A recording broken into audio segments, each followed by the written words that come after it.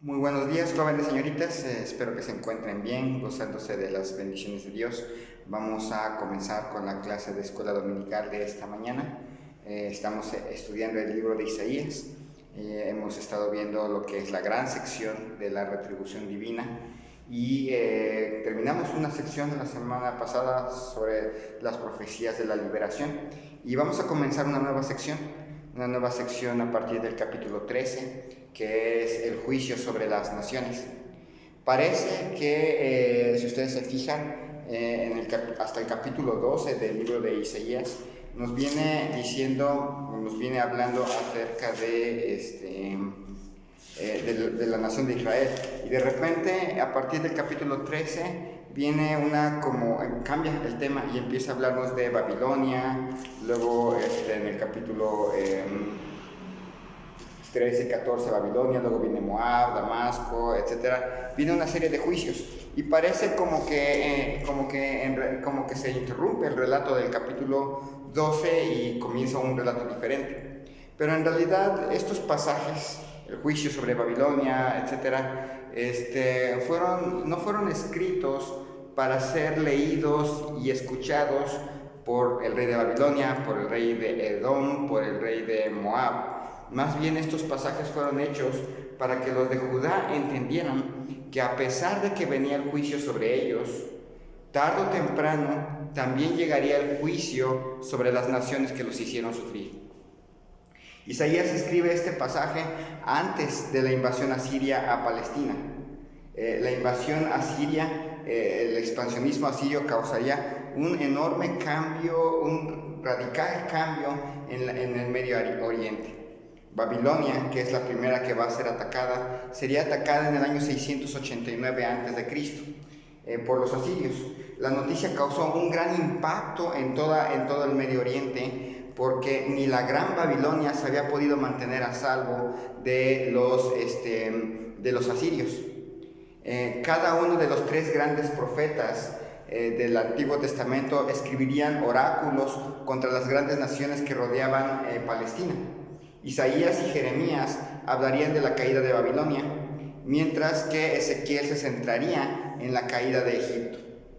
Isaías avanzaría en sus profecías hacia Occidente a partir de Babilonia y interpretar las profecías en sí es difícil debido a los relatos extrabíblicos acerca de la destrucción de las diferentes ciudades. Y es ahí donde vamos a empezar, en capítulo 13, versículo 1, y vamos a orar. Señor y Dios, te damos gracias en esta mañana por la vida que nos concedes. Te pido, Señor, tu bendición para cada uno de nosotros.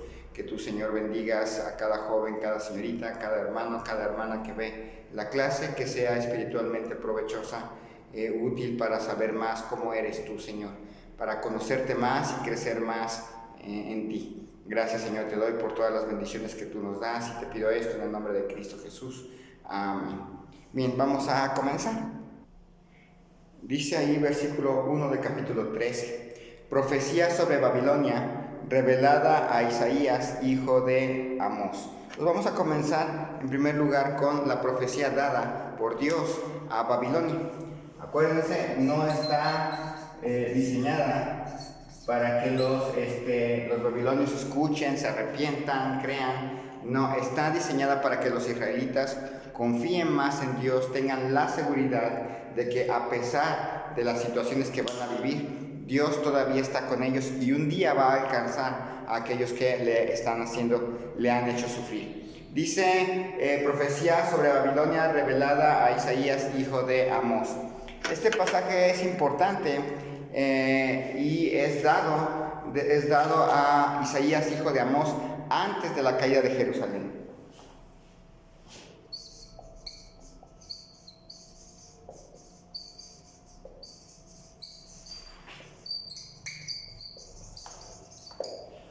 Estado antes de la caída de Jerusalén. Esto es muy muy importante porque un día, años más tarde, los babilonios rodearían la ciudad, atacarían Jerusalén, la arrasarían, se llevarían cautivos a muchos judíos y los llevarían a Babilonia.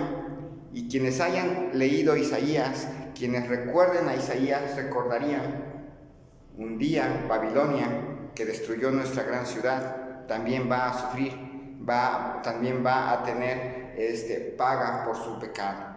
La palabra profecía que viene ahí dice profecía sobre Babilonia, revelada a Isaías, hijo de Amós. La palabra profecía es una palabra que viene de la raíz carga.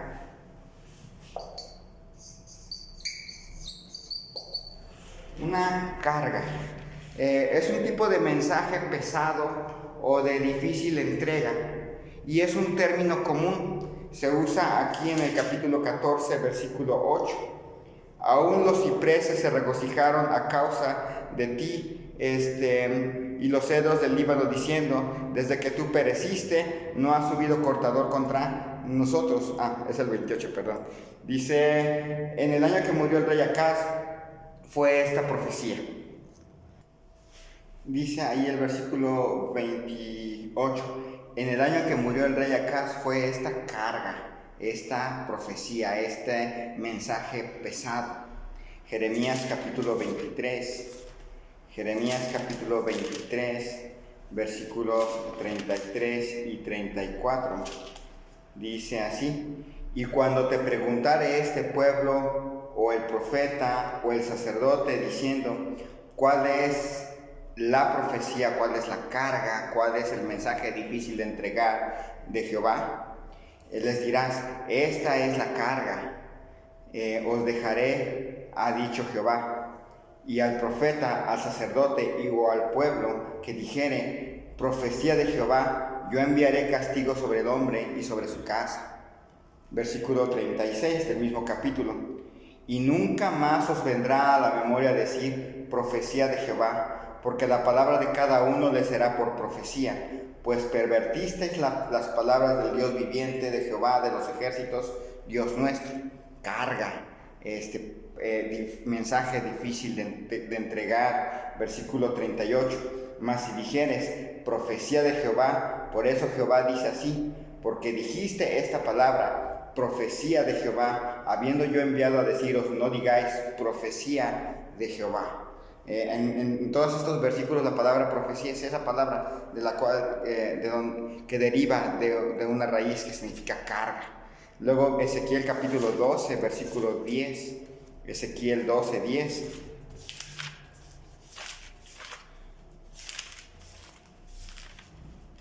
Ezequiel capítulo 12, versículo 10. Dice así: diles: así ha dicho Jehová el Señor. Esta profecía se refiere al príncipe en Jerusalén y a toda la casa de Israel que está en medio de ella. Dice: esta profecía, esta carga, este mensaje difícil de entregar, se refiere al príncipe en Jerusalén. Nahum 1:1. Profecía sobre Nínive, libro de la visión de Nahum de Elcos. Carga, mensaje difícil de entregar sobre Nínive. Entonces ya se imaginan más o menos en qué sentido vienen en estos pasajes la idea de profecía. Habacuc 1:1. Habacuc 1:1. La profecía que vio el profeta Habacuc. La carga, el mensaje difícil de entregar que vio el profeta Habacuc. Zacarías 9:1. Zacarías capítulo 9, versículo 1. Dice: la profecía de la palabra de Jehová está contra la tierra de Adrac y sobre Damasco, porque a Jehová deben mirar los ojos de los hombres y de todas las tribus de Israel. La carga, el mensaje difícil de entregar de la palabra de Jehová está contra la tierra de Adrac y sobre Damasco. Entonces tiende a ser un mensaje pesado, un mensaje doloroso, difícil. Malaquías 1:1. Profecía de la palabra de Jehová contra Israel por medio de Malaquías. Carga, palabra difícil, mensaje difícil de entregar de la palabra de Jehová contra Israel. Entonces, ahí regresando ahí a Isaías 13:1, esa es la idea de este pasaje, la idea de esta profecía. Isaías capítulo 13, versículo 1. Profecía sobre Babilonia revelada a Isaías, hijo de Amós. Dice además que esta profecía es contra Babilonia. Y lo hace, empieza con esta ciudad porque Babilonia es el símbolo y al mismo tiempo literalmente es la oposición de Dios, la oposición al Dios de Israel. Siempre ha sido una representación de estar en contra del Dios de Israel, de lo que es la verdadera fe. Entonces, por eso comienza con Babilonia. Entonces, después de esta pequeña introducción a esta profecía, dice versículos 2 al 5, que nos va a hablar acerca de el ejército que va a ser enviado por parte de Dios contra Babilonia.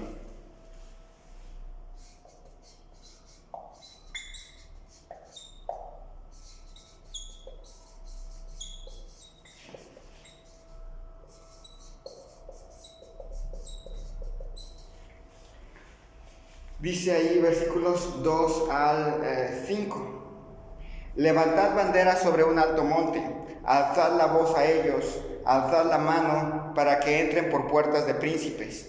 Yo mandé a mis consagrados, asimismo llamé a mis valientes para mi ira, a los que se alegran con mi gloria.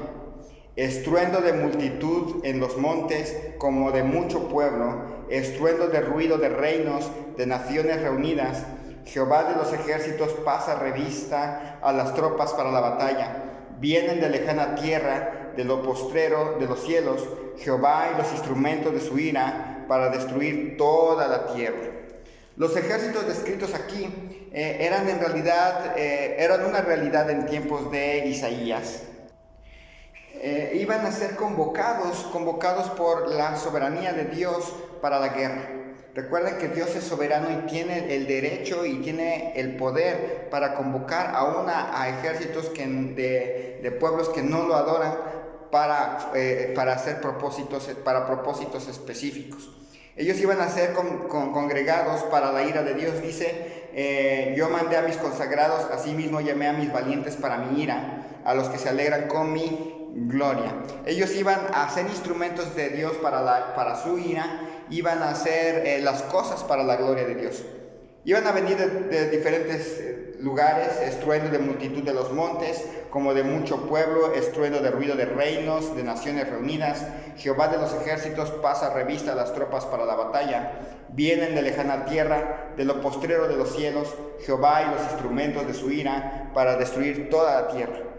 Entonces eran ejércitos innumerables, vendrían de diferentes reinos, naciones, todos juntos para la batalla, de lejana tierra con la encomienda de destruir el lugar. Entonces Dios los estaba reuniendo. Dice versículos 6 al 13, aullad porque cerca está el día de Jehová, vendrá como asolamiento del Todopoderoso. Por tanto, toda mano se debilitará y desfallecerá todo corazón de hombre, y se llenarán de terror, angustias y dolores, se apoderarán de ellos. Tendrán dolores como mujer de parto, se asombrará cada cual al mirar a su compañero, sus rostros de llamas. He aquí el día de Jehová viene, terrible, y de indignación y ardor de ira, para convertir la tierra en soledad y raer de ella a sus pecadores. Por lo cual las estrellas de los cielos y sus luceros no darán su luz, y el sol se oscurecerá al nacer, y la luna no dará su resplandor. Y castigaré al mundo por su maldad, y a los impíos por su iniquidad, y haré que cese la arrogancia de los soberbios, y abatiré la altivez de los fuertes. Haré más precioso que el oro fino al varón, y más que el oro de Ofir al hombre. Porque haré estremecer los cielos, y la tierra se moverá de su lugar, en la indignación de Jehová de los ejércitos, y en el día del ardor de su ira. Dice este pasaje, comenzando por el versículo 6, aullad porque cerca está el día de Jehová, vendrá como asolamiento del Todopoderoso. Venía el día de Jehová.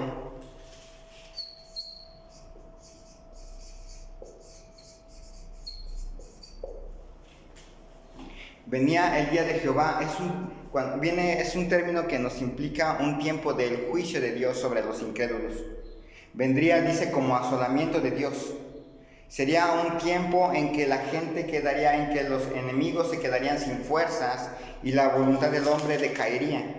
Dice ahí, será un día de Jehová, vendrá como asolamiento del Todopoderoso. Por tanto, toda mano se debilitará y desfallecerá todo corazón de hombre. Era un tiempo, sería un tiempo tan difícil para los babilonios que se debilitarían, su ánimo decaería, no podrían ya más levantarse a causa del peso del juicio. Dice versículo 8, y se llenarán de terror, angustias y dolores, se apoderarán de ellos. Tendrán dolores como mujer de parto, se asombrará cada cual al mirar a su compañero, sus rostros de llamas.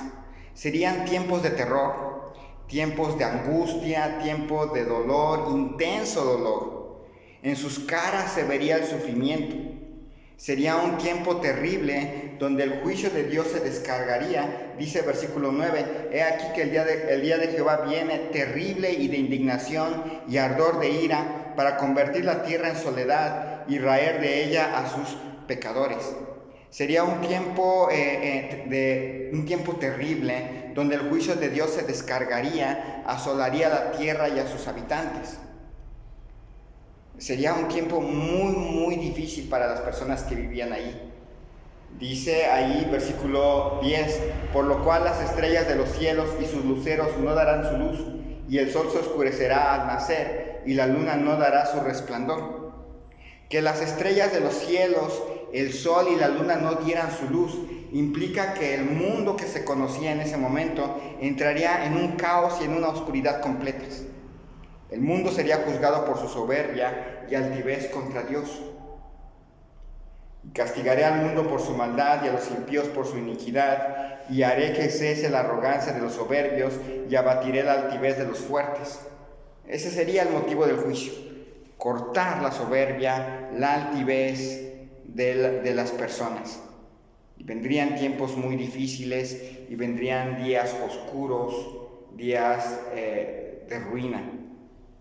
Dice versículo 12, haré más precioso que el oro fino al varón y más que el oro de Ofir al hombre. El hombre, el varón, al ser tan escaso, porque muchos morirían, durante la guerra, al ser tan escasos, se convertirían en algo preciado.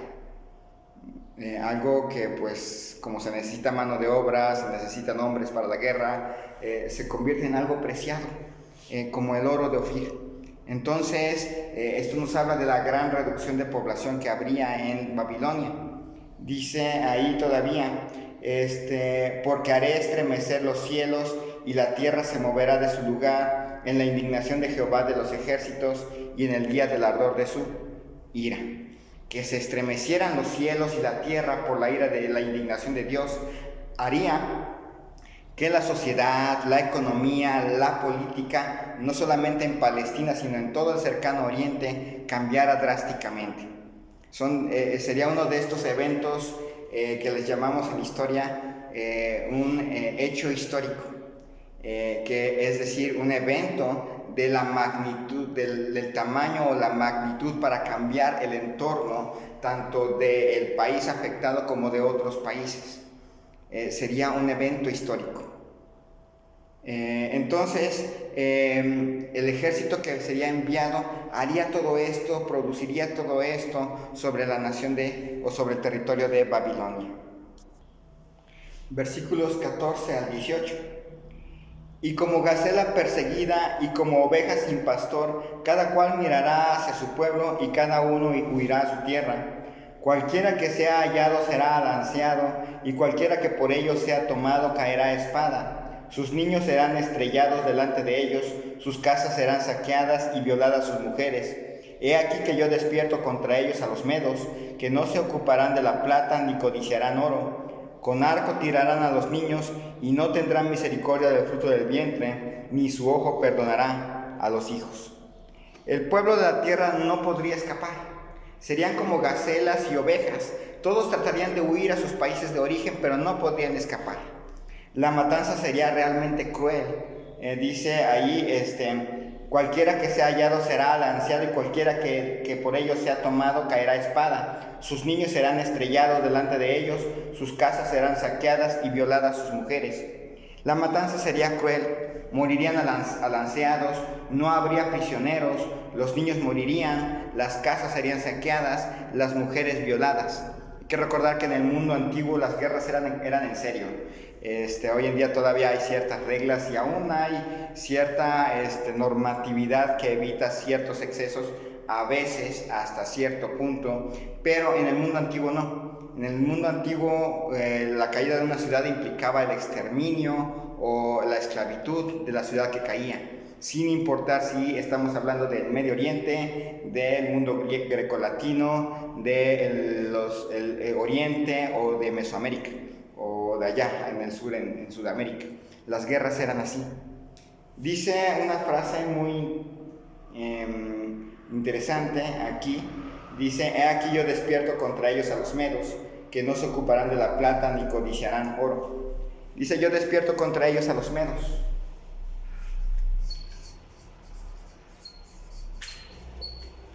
Esta frase es un poco complicada de interpretar, ya que nos diría que este pasaje está hablando de la caída de Babilonia en el 539.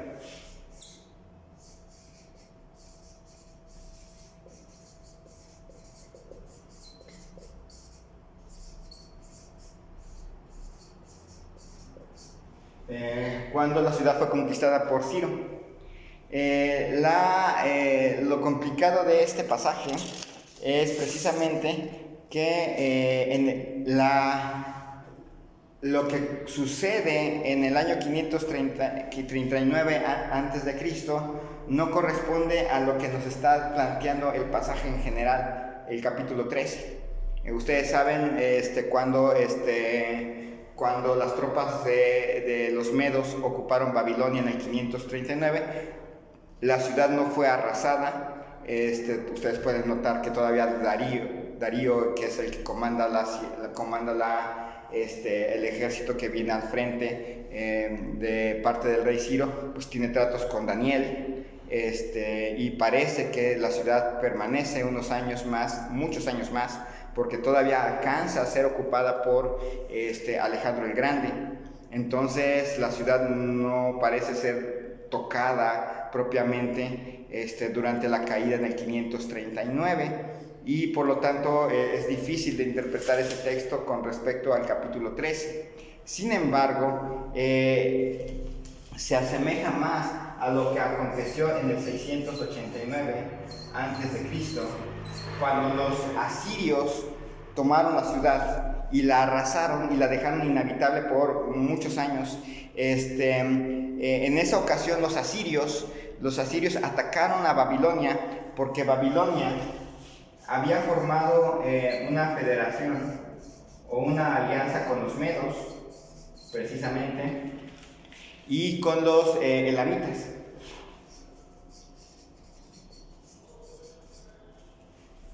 Entonces parece más bien que durante esta guerra entre Asiria y la federación o la alianza de Babilonia, Elam y los medos, los asirios atacan fuertemente a Babilonia, y la guerra se hace generalizada al grado que la misma alianza se destruye y colaboran finalmente con los asirios. Entonces básicamente está anunciando en esta carga o en esta profecía cómo Dios va a traer ejércitos para juzgar a Babilonia, con el objetivo de dejarles a los de Judá claro: un día todos aquellos que te han hecho sufrir van a sufrir el juicio de Dios. Y para muestra para muestra basta un botón, y muestra este juicio que va a ocurrir todavía en los tiempos en que existe Isaías, y todavía va a llegar a ser noticia para ellos. Aunque les va a dar miedo el avance de los asirios, debe de dejarles claro, esto va a suceder. Esta profecía se cumple y por lo tanto todas las demás profecías también se van a cumplir. Sigue ahí en capítulo 13, versículos 19 al 22. Capítulo 13, versículos 19 al 22. Y Babilonia, hermosura de reinos y ornamento de la grandeza de los caldeos, será como Sodoma y Gomorra, a las que trastornó Dios. Nunca más será habitada, ni se morará en ella de generación en generación, ni levantará allí tienda el árabe, ni pastores tendrán allí majada, sino que dormirán allí las fieras del desierto, y sus casas se llenarán de hurones.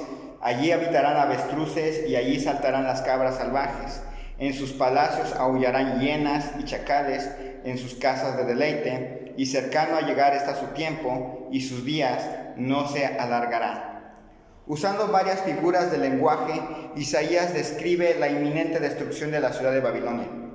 La profecía es específica contra la ciudad, no contra el imperio. El imperio va a mantenerse, va a existir después, pero la ciudad va a ser la que va a ser afectada. La destrucción en el año 689 a.C. sería tal que ejemplificaría lo que al final ocurrió con Babilonia, ya cuando finalmente Alejandro el Grande murió y después la ciudad fue destruida.